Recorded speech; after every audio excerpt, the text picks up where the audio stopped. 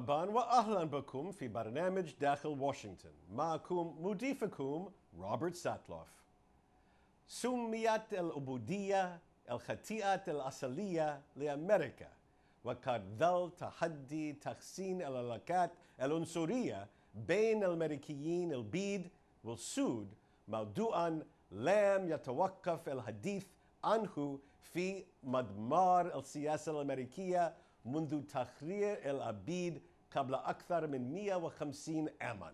تفجرت الانقسامات العنصرية في الأشهر القليلة الماضية بسبب الغضب من عدد الرجال السود الذين قتلوا أثناء احتجاز الشرطة لهم، وكانت النتيجة ظهور حركات اسمها حياة السود مهمة.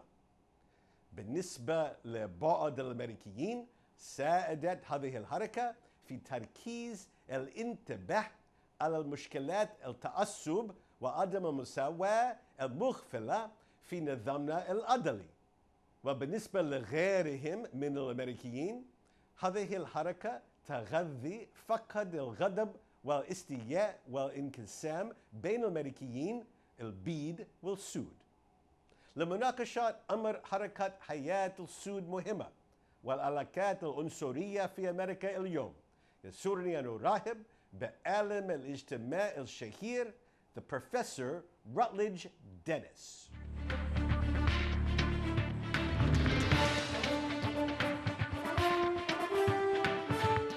Welcome back to Dakhel, Washington. I'm sitting here with Professor Rutledge Dennis to discuss the Black Lives Matter movement and race relations in America today. Thank you so much for joining us today. It's a pleasure.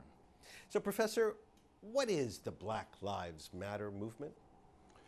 It's a group of young people, basically young people, who in 2012, due to the death of Trayvon Martin, decided to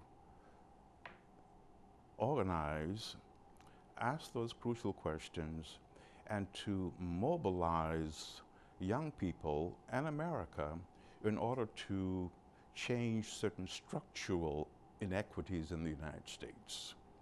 Essentially, that's it. And they brought along, in the meantime, many other groups to join in this process. It's a kind of second phase of the civil rights movement of the 1950s and 60s. This time not being led primarily by college-educated blacks, but ordinary black folks who are outraged by the treatment of young blacks in the society. Okay, so what triggered this in 2012? Why then?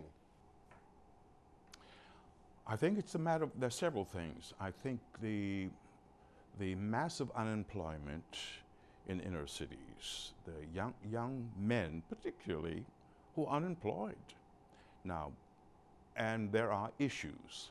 When you couple unemployment with issues of inequalities and inequities and very obvious police transgressions, you're going to get that combination in which young people are saying they're tired.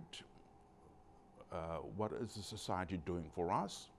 Not only are we being abused by the larger society, but this portion, the police departments, are spearheading the drive towards not so much the elimination of blacks, but certainly the mistreatment of blacks. It's the same kind of we've had enough that we saw in the 1950s and 60s with the massive civil rights movement. And what would you identify as the principal objectives of the movement? Or, as you suggested, is it we've just had enough and we have to do something? Yes. That's where we need more, I think, massive planning. We need coalitions. I marveled, I longed for the coalitions of the 1950s and 60s, where you had 5, 6 black organizations and some white organizations also, sitting down and talking. The problem is that in some ways the old organizations have retreated into the shadows. Uh, and the older leaders have retreated into the shadows. And therefore, young people looking around and seeing no one addressing these issues, they have come to the forefront. If they won't do it, we will. And I think that's a part of the issue.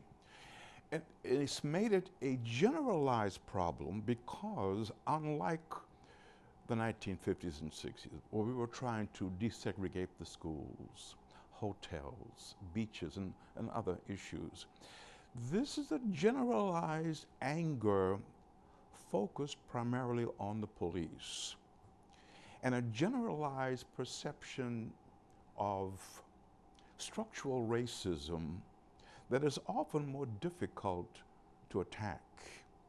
A more obvious point of attack will be the police, because that's what we see. That's what the cameras now tell us in Charleston and other places where these things are recorded. So that's an obvious target for our discontent. And it is the season for discontentment, largely spurred by the behavior of police, but there are larger problems. The larger problems are massive unemployment and massive inequities in the society. I view that as a major problem for our society, for both political parties, by the way. They have failed us. The political parties have failed us, and they have failed more particularly young black men who are unemployed in inner cities across the country that both parties have ignored. And when you refer to inequalities and equities, um, uh, uh, do you suggest that these are purposeful, that the leaders are motivated by bias or prejudice, or it's just not a priority? We're focused elsewhere, and young black men fall through the cracks. I think it's intentional. This country, and I've lived long enough to know, when this country wants to do something, it does it. When we want to compete with Russia with the Sputnik, we did it. When we wanted massive inner city reconstruction, they had the urban renewal program. So what it does, what it wants to do, it does. What it doesn't care about doing, it neglects. It doesn't care about young black men. It doesn't care. It knows about the problems. It doesn't care. So, talk for a minute about the criminal justice system in America today and how a large majority of black Americans view their relationship to that system. I think large majorities of black Americans view their situation with the American society in general as a very tenuous one. And the criminal justice system represents, for many young blacks, how the American society wishes to deal with blacks. You simply incarcerate them. Of course, I'm from the South, and I'm well aware of the policies of the South when I was growing up. Whatever blacks did, incarceration was the solution to that. And most young black men are incarcerated today because of drug problems. That's a large percentage of the population, dealing with small bits of marijuana and what have you. And that has to be addressed. We've gone through the powdered cocaine and hard cocaine problem. Now I think we need to overhaul the criminal justice system so that young blacks are not the first to fall into the trap of being incarcerated. Now, you mentioned in passing your experience in the South. We're not talking, however, about purely a regional problem today, not correct? at all. Not at all. It's a massive problem. It's a massive problem that had its probably most direct ramifications in the South, but it's now a national problem throughout the nation. But again, I go back to the point of unemployment. Much of the anger that we see stems from the fact that these young men are unemployed. When you are unemployed, you cannot have a good life. And because you're angry, because you know you're being neglected, you know that money is being spent for all kinds of things in this society. There is money for this, there's money for that, there's money for this. But there's no money to galvanize the elements in this society so that jobs can be relocated in inner city communities. So this is intentionally done because this society has the money to do what it wants to do, when it wants to do it. Why, when we come back, I want to put this discussion in an even bigger framework with Professor Rutledge Dennis in just a moment.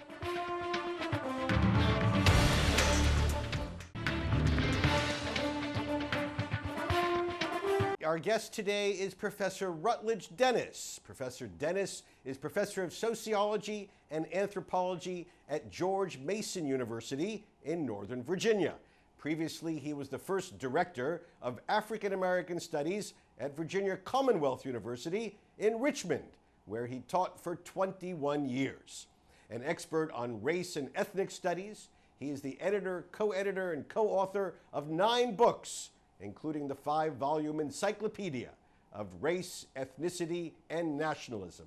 A past president of the Association of Black Sociologists, Professor Dennis received his undergraduate degree from South Carolina State University and his master's and doctorate degrees from Washington State University. So, Professor, in broad picture, for the benefit of our viewers thousands of miles away, how far would you say our country has come in addressing the issues of race, bias, prejudice, race discrimination?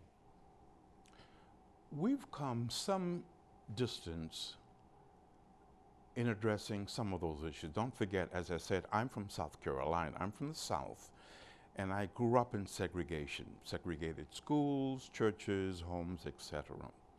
So looking at that distance, there has been movements. Now, some would call it progress. Others might not call it progress. I would call it semi-progress, okay? There is still much to be done, and we're not up to the task of rationally and logically addressing the problems, because the majority doesn't have to deal with the problem, and therefore they don't see it as their problem. They don't see it as a national problem. They see it as the problems of those people and their particular values and their particular culture. It doesn't affect the majority of whites because they could live their lives without even thinking about color or about blacks or any other minority group. And therefore, they don't have to think about it. This is why during the civil rights movement and even Black lives today, you have to make the majority feel a degree of discomfort. Unless the majority experience discomfort, they're not going to address it. And even then, they're not going to address it well. So I think is it fair to say that the election of our first black president, while a milestone, does not or did not close the chapter on this set of issues? No, it didn't. It didn't close it at all because it didn't address the central issue in Black America, and that is jobs. Jobs.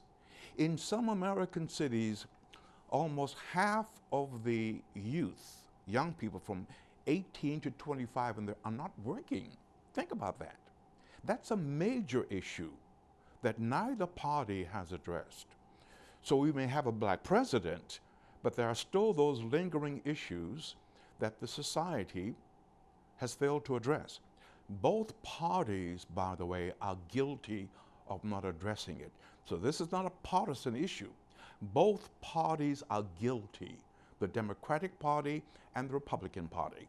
Now, it's interesting that you emphasize this point, because there is a clear difference between preferences among most black voters Oh, yes. and their parties. Yes. Overwhelming support for the Democratic Party. Oh, yes. How do you explain that in light of your comment? Well, we can't forget the history of political parties. Up until the 1930s, most blacks voted for the Republican Party. People don't know that, but that's true. It was Roosevelt, Franklin Roosevelt, with the coalition of the New Deal, who brought in labor, minorities into one coalition around the New Deal, and since that time, blacks have generally voted Democratic, and most of the black representatives have been Democrats. And therefore, it made some political, ethnic sense for blacks to continue with that. Let me ask you about Barack Obama. Beyond the natural sense of pride, how will he be viewed by the broad segment of black Americans? Did he live up to expectations, to hopes, aspirations? I suspect no one could have lived up to those hopes and expectations that blacks had. I never dreamt that I would see a black president so soon in my lifetime. And you can't imagine the electricity and just the energy and the tears that many of us shed when we saw him take the oath, or we knew he had won the election. So in a way, the expectations were unusually high, and perhaps no one could have lived up to those expectations. There are some successes and there are some failures. And the failure for me would be the lack of focus on jobs.